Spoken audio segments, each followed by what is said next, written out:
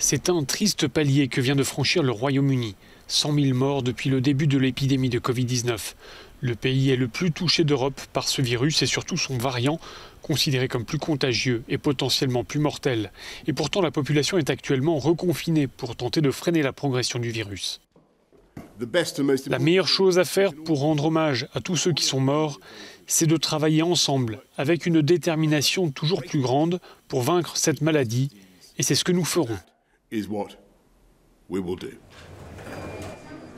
Situation tout aussi préoccupante au Portugal, avec un taux de contamination des plus élevés au monde, rapporté au nombre d'habitants, et des hôpitaux proches de la saturation, au point que les autorités comptent appeler à l'aide pour envoyer des patients Covid dans des hôpitaux à l'étranger.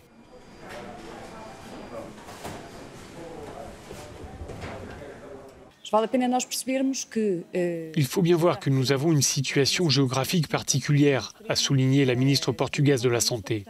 On est situé au bout d'une péninsule, ce qui veut dire qu'on a certaines contraintes géographiques. Mais il existe des mécanismes pour obtenir une assistance et nous réfléchissons à activer ces mécanismes. Un peu partout, les pays se replient pour tenter de contenir la nouvelle vague épidémique qui déferle depuis plusieurs semaines. En Allemagne, les autorités envisagent de limiter au maximum les liaisons aériennes internationales.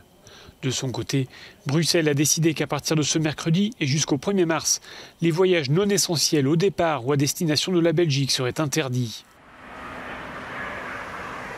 Londres impose désormais une période d'isolement de 10 jours pour toute personne qui entre sur le territoire britannique. Dublin va prolonger son 3e confinement jusqu'à début mars. Pour l'heure, aucun pays européen n'a totalement fermé ses frontières, mais certains lorgnent du côté d'Israël, où là, les aéroports sont bouclés, le pays replié sur ses frontières. Seuls les vols internationaux d'urgence sont encore autorisés.